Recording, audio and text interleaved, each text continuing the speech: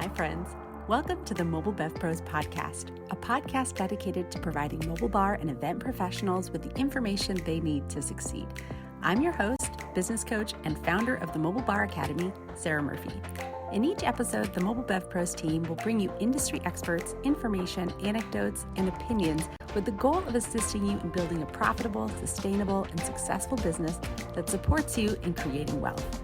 I'm excited to share with you today's episode, so let's get started. Well, hello again. Welcome back to the Mobile Bev Pros podcast. We are going to be riffing today on justifying premium prices. So this is bound to be a golden episode for anybody who has ever felt like their profit margins are too low. And if they try to expand those profit margins, they don't quite have the confidence to ask for those numbers, or they feel like they're overcharging people. We even had someone mention that it felt like they were being dishonest with people when they were charging enough to live and do this job as a business and not as a charity, right? And so, Sarah, you've got some gold for us on this today. Obviously, one of the things that we work with the most is pricing. People get into the programs, and one of the first questions they have is, okay, great, but how do I price this? How do I price this in a way that aligns with being able to sell it, being able to justify it, being able to scale it with the different variables of events? And we teach a 4-part pricing model. We've done episodes on that in the past, so I'm not going to rehash that here. But even after we work people through the 4-part pricing model, when they get the end results, the spreadsheets and the formula kind of spits out a number, that number is highly dependent upon the profit margin that they want to charge. And I think oftentimes, if you were just to Google it, you're going to find a whole lot of different recommendations as to what profit margin should look like. And that's largely because different industries have different norms around profit margins that they're aiming for. So for example, when I was in the full service restaurant industry, if you had a bottom line profit margin of like 5%, in the sector of restaurants that we were in, which was casual fine dining, you were doing great. And that's after all of your overhead. It's after you've paid all of the managers. It's all that. Well, with mobile bars, we don't have 5 days a week to be operating our businesses. Well, I mean, you can ideally, but oftentimes you don't, because events are largely on the weekend. Maybe corporate, if that's a part of your strategy, you might get those on Wednesday, Thursday, maybe a nonprofit on Monday, right? But it's speckled in. It's also very seasonal. And so we could not function as a sole proprietor or even as a LLC with a pass-through of 5%. That means if you make $100,000 in sales, that you get $5,000. That's just not sufficient to live off of. And why would anybody do that? Why would anybody spend their life in this relatively difficult, very physical industry for $5,000, right? So when we talk about profit margins, we talk about the number that is at the bottom line of your P&L, profit and loss statement, before you've paid yourself. And that we do that because most people don't operate their mobile bars as an S Corp or a C Corp, especially when they get started. If you did operate as an S Corp or a C Corp, you'd be taking a paycheck like everyone else. And so your P&L would show a number at the bottom post paying yourself. But since most people run it as an LLC, as a pass-through entity, that number on their P&L is the profit, which includes everything that you're paying yourself. So we want that number to be as fat as possible. But recently, I had a group client who we've really been working through confidence in their pricing, but also understanding that pricing and value, while they are similar, they are not the same. And we don't necessarily believe that in order to increase your pricing, you have to do more work. We believe that you have to increase your perceived value. And that's very challenging, I think, for people to wrap their head around when they're coming from a place of exchanging time for money or effort for money or a standard product for money. But what we are is a service, and there's lots of different ways to increase value that don't necessarily indicate having to increase how much work you do. We're working with this client and we've been working with helping her increase her pricing by increasing that profit margin, right? So we love a 50 to 60% profit margin. That's what we're aiming for with all of our mobile bar clients, because if you make $100,000 in sales, that means that you get to keep at least 50 to 60% of it, which is $50,000 to $60,000. That's usually sufficient money in your pocket to be like, okay, what I'm doing is working. It's paying the bills. Now I can start to scale. Now I can start to quit my day job so I have more time, energy, money, resources to focus on building this business into something bigger than myself. That's where we like to get people. $100,000 in sales with a 50% to 60% profit margin. But oftentimes when you do the math and you put that 50 to 60% profit margin in there, that number is like, holy crap, I can't even afford to pay that. I wouldn't be able to hire myself.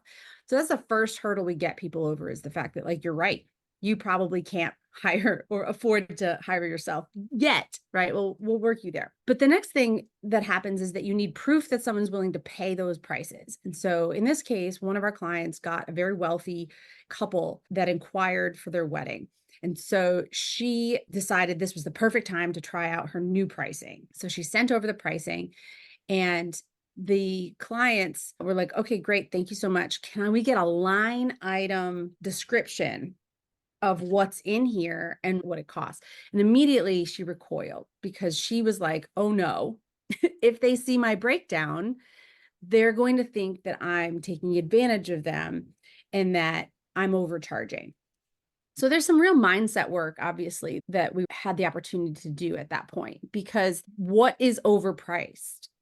Honestly, you and I are people who will pay for convenience. And so what I'll pay for something has to do more with what is it saving me time-wise, and what is my time worth? And my calculation there might be very different than someone else's. And so it's almost impossible to be like, this is overpriced for what it is, when we're looking at the value of convenience. And so the first opportunity that we had there was to kind of get her over the fact that, like, what she thinks is outrageously priced for something is not necessarily what someone else thinks is outrageously priced for something.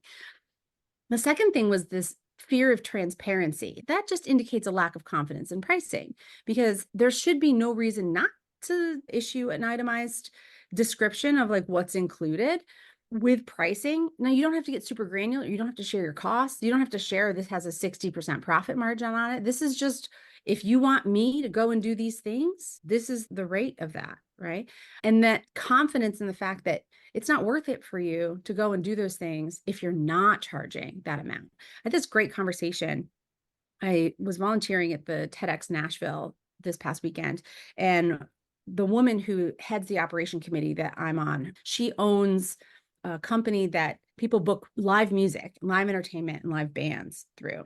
And I had asked her kind of how the business had grown and how it was doing. And she's opened up in a new city. She's looking at another city. She has 3 bands here in Nashville area, and their rates for a live show are anywhere from $50,000 to $70,000 for a live band. And they're booked out all the time. She had this opportunity to be like, a lot of times people are shocked at our pricing, but honestly, at least 30% of that is travel and organization and operations and costuming and all of these things that make us this high-end luxury experience that nobody's really taken the time to, like, do the math, but they'll pay it because they recognize that, like, we are the vibe. Like, and mobile bars have that opportunity, but we really have to believe it on the inside that, like, we are the vibe and that they're paying for way more than just liquid in cups. I think this is why you always say that bartending is the easiest part of what mobile bar owners do, because the mindset stuff is probably the most complex or the hardest part. And that's just my personal opinion from watching you support mobile bar owners over the years. And what I know from my practice in shadow illumination is that when you have an opportunity to up level, regardless of what it is. So for this particular client, it was her prices. The very first time, and potentially the second, third, and fourth time that you are faced with presenting this elevated version of yourself, you're going to be met with resistance. You're going to be met with opportunities to really mean it, to really stand on business. I mean, with her, it wasn't even I don't think, if I recall correctly, that they were like, your prices are too high, give us a line by line. They just wanted an itemized idea of why they were being charged what they were being charged. The issue was internal, right? The call was coming from within the house that she was like, oh my God, now I have to justify this, and I don't feel confident in justifying those prices. So, what are some best practices that you've seen to support mobile bar owners in the confidence piece around justifying premium prices? Because we have the math. You've got great spreadsheets. You do all the work in the academy, even more in-depth work in the accelerator of getting people the math on what they need to be charging to really make this business worth it. But what can they do for the confidence? I think we do a little bit of that in the accelerator, but if you have any tips or tricks, that'd be awesome. Honestly, the math piece was my attempt to create confidence for people. I wanted them to see that like the maths. And so you can stand from a place of confidence.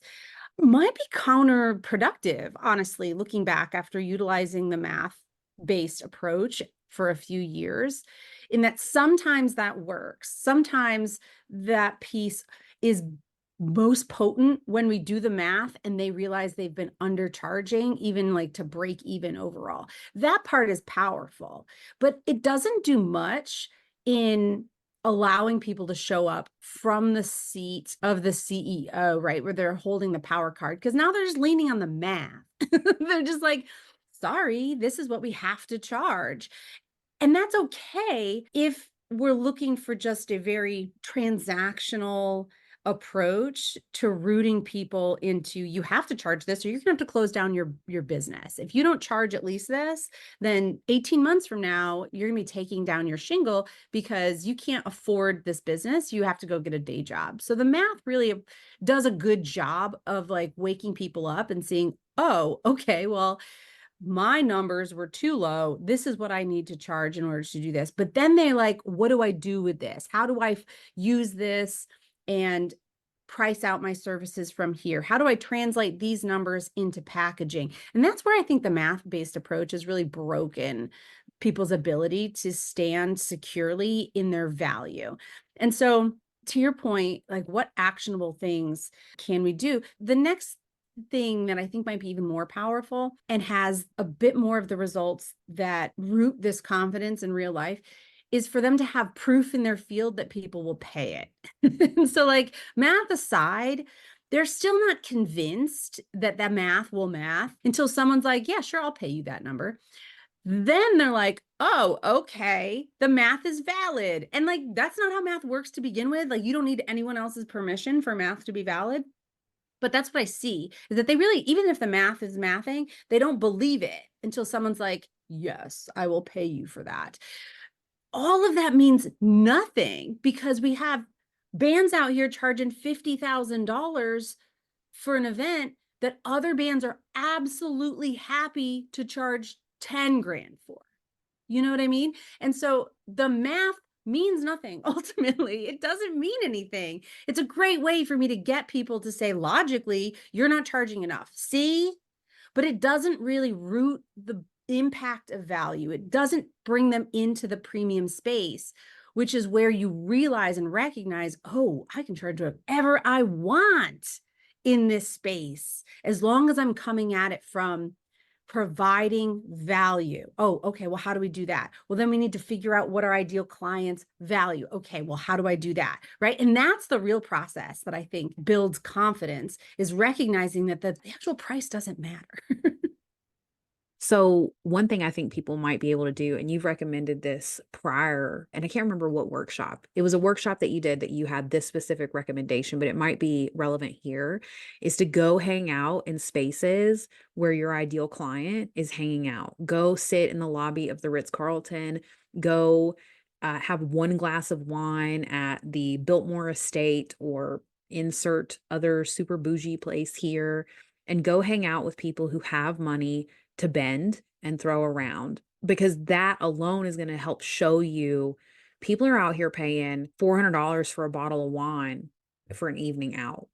And so that's one bottle of wine at a restaurant, right? And so your $3,000 event for them, it's also going to help you speak their language, right? That was something else that was really powerful, was that when you get into these spaces, you hear the language that they're speaking, you feel the vibe and how it's different from your day to day.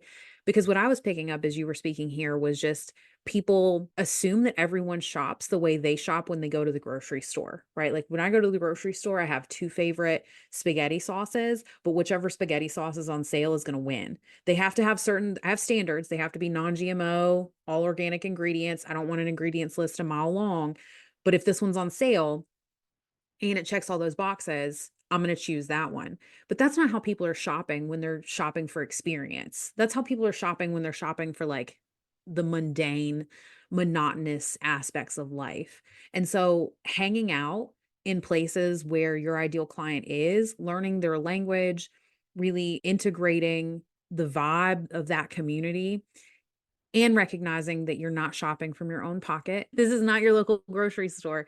It's a totally different game. All of those recommendations, 10 out of 10 recommend, because when we start talking and speaking and pricing in the language of value, we got to remove the math and we got to change the lens and perspective that we're looking at things. And so if we're trying to attract the people who value the experience of a premium mobile bar company, they actually want to be spoken to in a totally different way. They don't want to hear things like, this is affordable, this is a great deal. That's not what they're looking for. So we don't want to reflect that language on our website, in our promotions, in our proposal. This goes back to understanding that people make decisions emotionally and they justify them logically. And so we want to catch people in an emotional space and reflect back to them the things that they value. And we can only know what they value if we know them. And that means existing in their spaces. People like to say that you are the culmination of the 5 people that you spend the most time with. So like, look at the people that you're spending the most time with. Do they value what you do as a business, not as a transaction, not as like you fulfill the need for liquid in cups at events, but value that you're creating an experience of taste and flavor and catering to people at events that are seeking the curation of a night that is unforgettable for their guests. When we talk about photographers who charge luxury pricing, they're selling legacy. They're selling forever moments, capturing and distilling the most important days of one's life into a single image that you can then look at and relive those moments forever. That's available to mobile bars and people are already out there doing it, but that's generally not where people come into this space. They come into this space oftentimes because they're like, I can tend bar and people will pay for that. And I will be my own boss.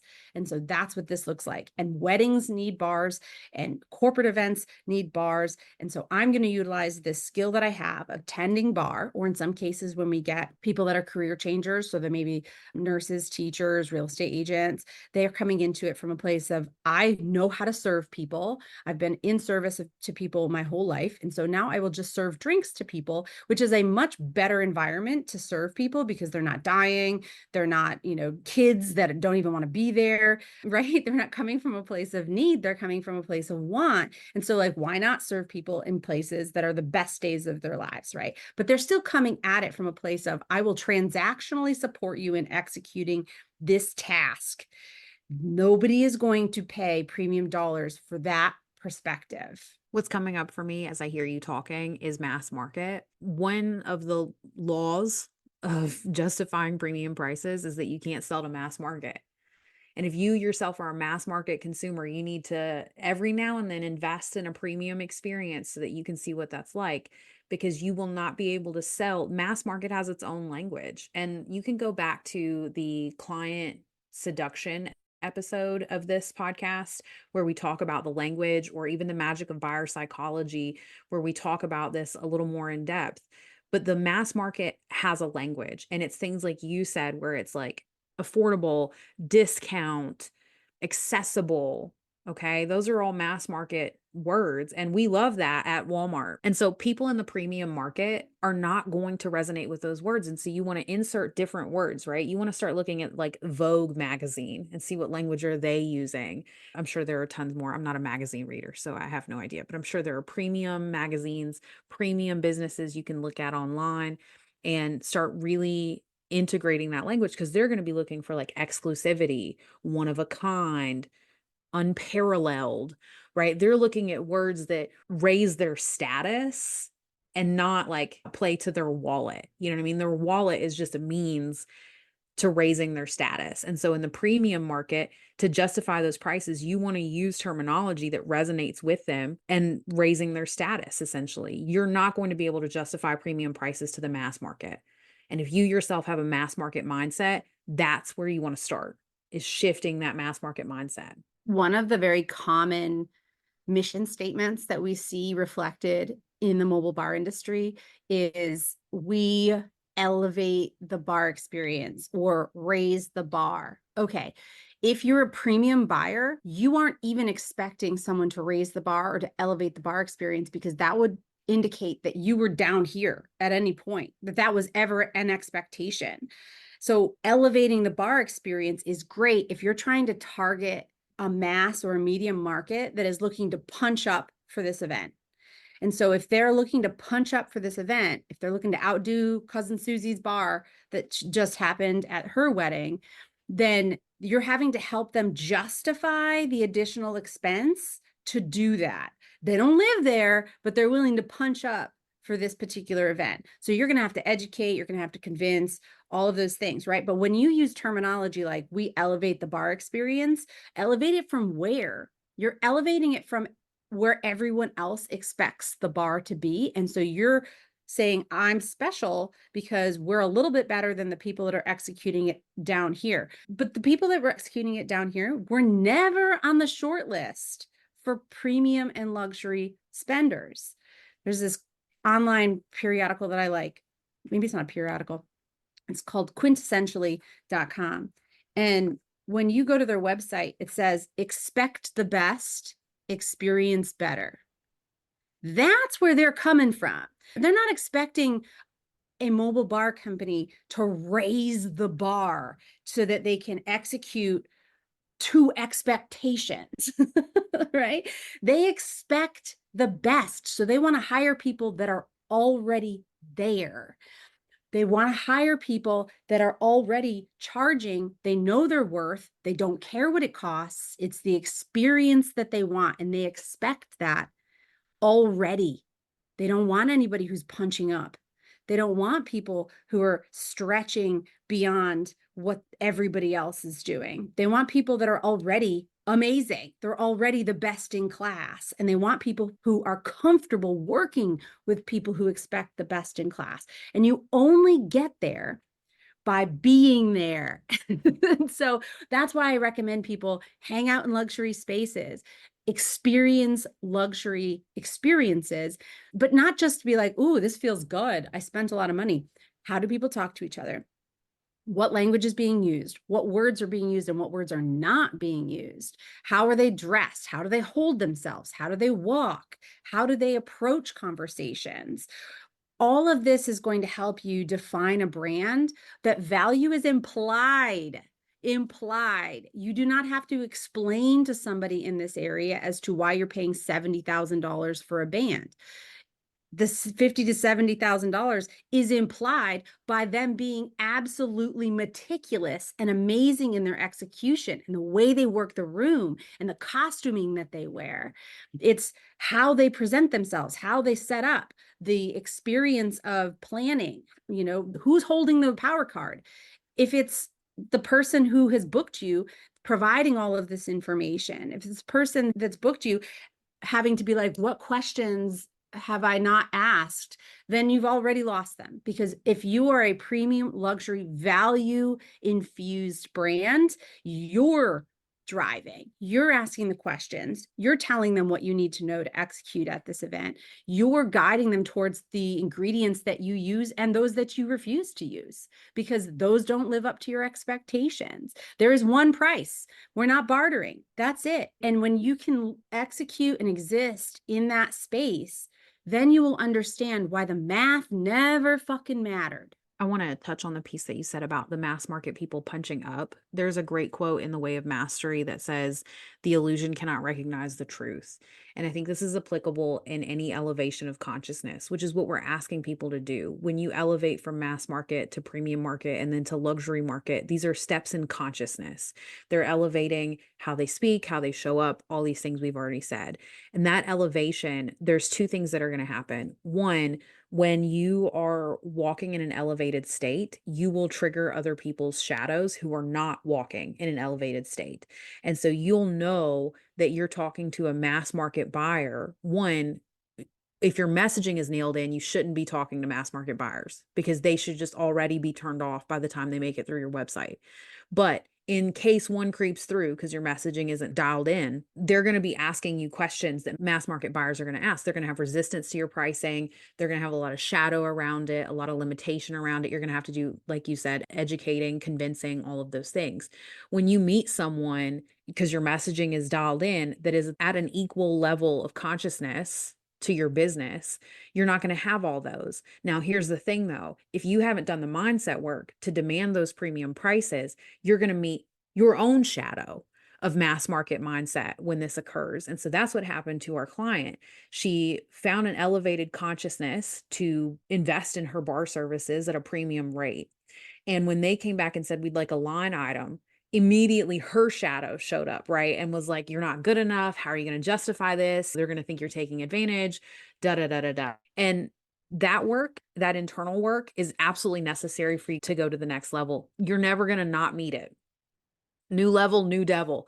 That's what that saying means, right? When you come up against your next level, you're going to encounter aspects of you that have to be shed. And so that mass market consciousness has to go. And so invite that and see that it's beautiful. When it happens to you and you're like elevating to this next echelon and you get pushback from a elevated standpoint and there's friction somewhere in you because of that, that friction is for you. And it's for you to lean into, not run away from. I told you recently that the things in my life lately are reflecting back to me two options. I can shrink or I can expand. And it's easier for us to shrink when we are met with new devils. It's easier for us to just say, I'll take less responsibility by being less of myself, by showing up in a quieter, more palatable manner. And sure, you can do that. There are tons of people who are living completely unfulfilled lives because they just shrink at every devil, right? Or you can see the devil as the muse and you can use it to expand. And that's what's being called of you. When you're justifying premium prices and you're changing your consciousness to become a premium service in the world, that devil is there to teach you. It's there as the muse so that you can learn more about yourself and you can go to the next level. There's a TikTok creator that I really love. Her name's Chelsea. I don't know what her handle is. I saw a TikTok yesterday from her, and it was a comment. The woman had done a video showing them around her favorite part of her house, which was like this custom built-in library, which is like drool worthy, that she had custom designed. And then in the middle of it, she had kind of created a little carve out for her bar, and it had this like New York vintage style wallpaper behind it. And a commenter said something like, OMG, that wallpaper is $660 per panel. Cry face. And Chelsea responded to that and was like, perhaps you're new here. One thing you need to know about me is I will never invest in cheap items. She said, I don't buy cheap things. I don't necessarily buy expensive things for the sake of buying expensive things, but I will always invest in quality and what I love. And yes, this wallpaper was $660 for this one panel. I only bought one panel. I only used one panel. I adore it. And I do not regret a single penny spent on any of this. She's like, my clothes are top quality. My jewelry is top quality. My furniture is top quality. And she's like, I'm not going to apologize for the way that I spend my adult money. I share that story because, to your point, when you show up from places like that, where you're not in your shadow around what you value and how you spend your money, it will trigger other people who are in their shadow, who can't even fathom spending that kind of money on a single piece of wallpaper. When you show up as a mobile bar that has premium pricing because you value what you do and you know that what you bring is of value, you will absolutely have in your field people who are like, oh, that's so expensive. How can you justify? And to me, the response there is, I don't justify it. There's no reason for me to justify it because these are my rates. This is what I require in order to do this valuable premium level work in the world. And there are examples everywhere. We love to give the example of Corbin with Night Owl Coffee. He's a premium coffee cart service, does not justify his pricing. He just exists in the premium space in a way that signals to the rest of the world that he is worth every single penny. And indeed, he is, because the experience of Night Owl is just that. You cannot get a Night Owl experience with anyone else. Now, that doesn't mean there isn't space for other people in the coffee cart world who also exist and target those premium level prices and those premium clients who are seeking their brand and their version of what it looks like to want and to get premium level coffee service. There absolutely is. Yeah, and you'll know that you've made the transition because when you get pushback from people in their shadow, you won't be triggered by it anymore. And a lot of us inherited shadow consciousness around wealth and expansion and premium markets. And if you didn't come from money and you're listening to this podcast, you're doing the work of generations. The example that I'll give is that, like, I grew up making honest money. My dad was a housekeeper and a terraformer. Okay. And that was honest money, hard work. If you want more money, you do more work. That's how the mass market is literally mass, like do more to make more money, right? And that consciousness was given to us by people who had limitation. And so you're doing the work of generations by elevating beyond that. And so your example of the TikTok creator who is like, I'm not going to apologize for affording the best. Anybody could do that. Anybody can go to that next level of consciousness. It's available to anybody who's listening. And if you're listening and you're like, that sounds too far-fetched, there's no way, I'm just going to take on more clients to make money, this is for you. And unfortunately, your shadow is going to keep you from really hearing this until you're ready to receive it and to integrate it. So listen to this episode a couple more times, get all that good friction going, because what's available to you is a next level of self. This isn't just about premium pricing, right? And you say you don't justify it. The name of this podcast is How to Justify Premium Prices. And the answer to that question is that you don't. When you live in value, you don't need to justify it to anyone. And that's where we really want to see people, because that's where wealth is actually created. And not just monetary wealth, but personal wealth, as in confidence, as in creative energy, as in fulfillment, these things that money can't buy. That all comes along with this upper echelon of consciousness. At Mobile Bev Pros in the Academy, the starting rate is $159 a month, which is, for a lot of people, we see this, they'll apply or they'll reach out and they'll say, man, I would love to join. I just can't justify the expense of $159. You have a competitor in this market who's only charging $39 per month. What makes you so much more expensive? And we don't justify it. We don't give bullet points as to why we're more expensive. We don't break down how and why we arrived at $159, because we, like other people in your field that you will encounter in your journey to expand, will ask of you to put into practice expansion. If you want to go and sit at a table with a bunch of millionaires, they will charge you to be at that table.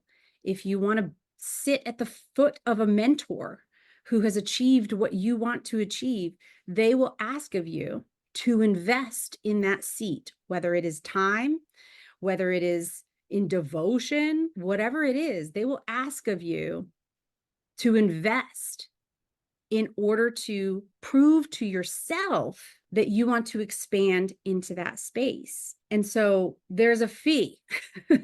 Unfortunately, it doesn't have to be monetary, although oftentimes it is, because, if you want to fly first class, those tickets are more expensive. If you want to stay at the Ritz-Carlton, those tickets are more expensive. If you want to be in the space of exchanging money for value, there is a price tag.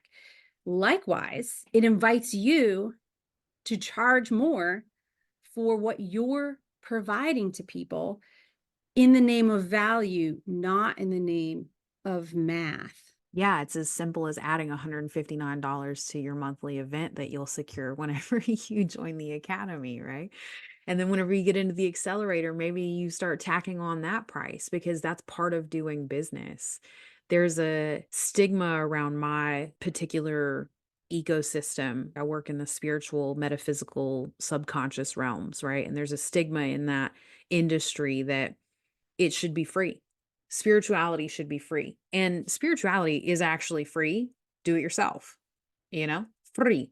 By free, I do want to put a little asterisk there because it's going to take you years. Okay. No one is just like, I'm spiritual. And then that's the end of it. I mean, that is enlightenment. You could do that. And then there's years of unpacking all the stuff that comes up when you are spiritual, right?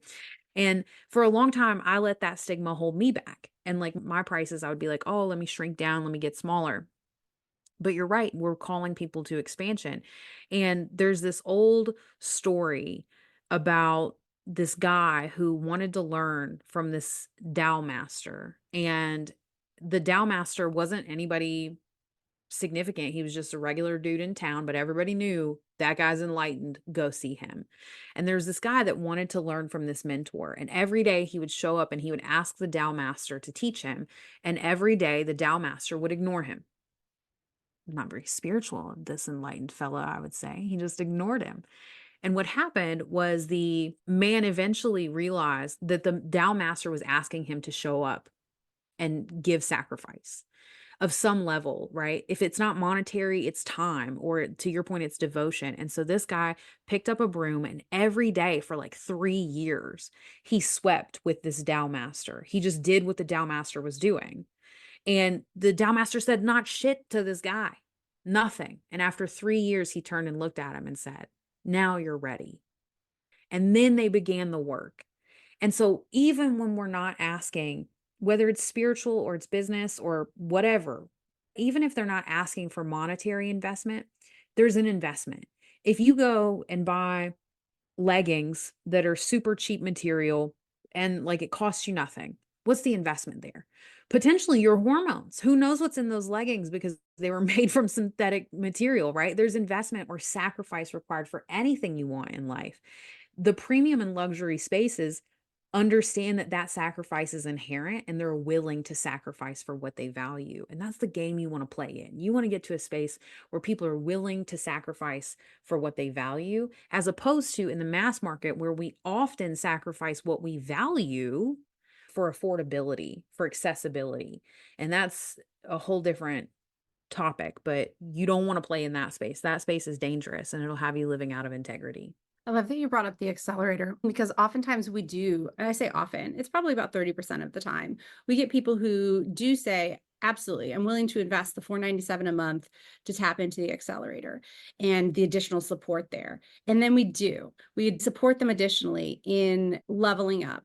And then usually around the 3-month mark, about 30% of people are like, can I exit? I feel really challenged. I don't know that I can do this. You basically made me question everything about my business and I have no bearings or orientation any longer. I feel like I need to go back to the drawing board and really figure this out.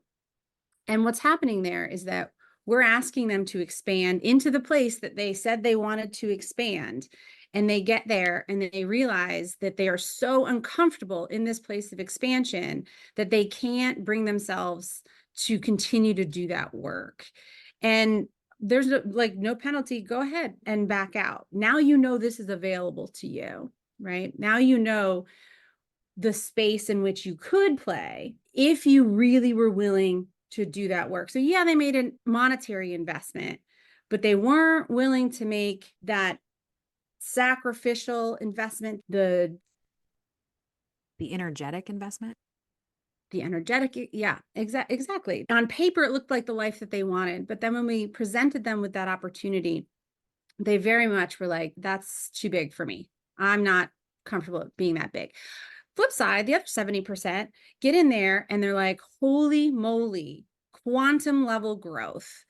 Because not only am I able to see what's available for me, I have the support necessary from people who believe in that version of me and can reflect back to me when I'm in shadow about that new expansion. Our weekly check-in and check-outs are just so gorgeous because we get to watch this process of them identifying a shadow. And then by the end of the check-in, they've worked themselves through the shadow. They know exactly what happened and how to progress through it the next time, right? And that process of this is what held me back, which is one of the questions that we ask, and this is how we're going to shift that moving forward. These people are making huge strides in those very same 3 months that others are like, too much, too soon, cannot do it. Like I said, in my field recently, I have an opportunity to shrink or to expand. And when you're not attuned to growth, which is very uncomfortable, it's most natural for you to shrink. And we see that a lot. And we're not in a business of, we don't want anybody to grow before their time. And so I want to be really clear that if you're somebody who is confronted with growth and you tend to shrink, that's your path right now. And when you're ready to expand, it's going to get wildly uncomfortable really fast. Like you said, even just in the 3-month mark, they're like, maybe I should burn this all down because maybe I'm not actually cut out for what I thought I wanted. And you are cut out for it, but maybe not right now, you know? And so that process of bringing awareness to what's required for you to expand can be really uncomfortable. And then the required actions that you'll take to expand are wildly uncomfortable. But again, that new devil is the muse. It's there for you and for your ultimate growth. And you can see it as an opportunity to shrink and be smaller, or as an opportunity to grow and expand. And of course, we want people to grow and expand when they're ready, when the time is right for them. And so we are no stranger to death doula-ing businesses. We do that regularly where people come in and they're like, actually, this is not the game for me.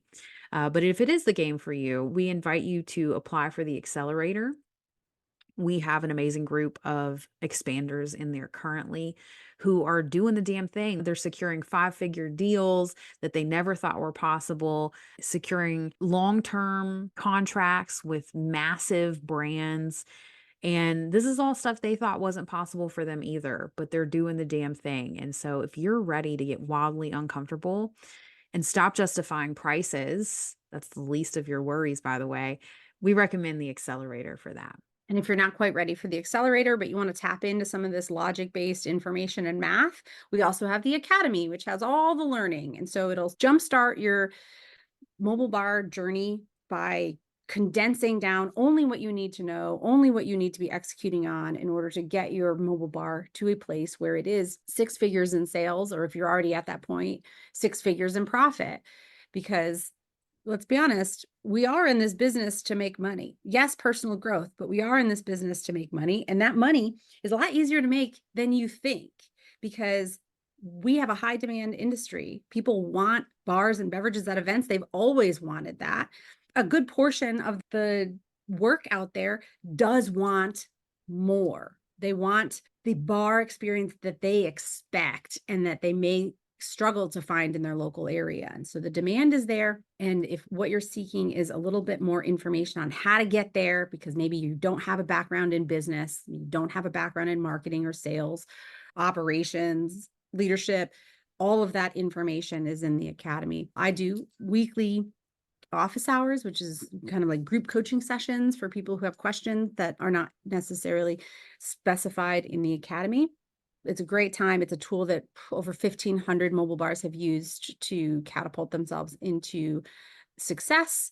And it is a tried and true proven program. And so the value of that in and of itself justifies the investment. Another awesome episode. Sarah, thanks so much for having me on. We'll talk to you guys on the next one. And that wraps up today's episode. I hope it was valuable. I would love to hear from you what you thought. You can drop me a line at hello@mobilebevpros.com or find me on Instagram at mobilebevpros. If you're looking for more valuable mobile bar related content, we have a website full of it. You can find us at www.mobilebevpros.com. And I'd love to see you in our Facebook community, also by the name of, you guessed it, Mobile Bev Pros. Thank you for joining me today, and until next time, cheers.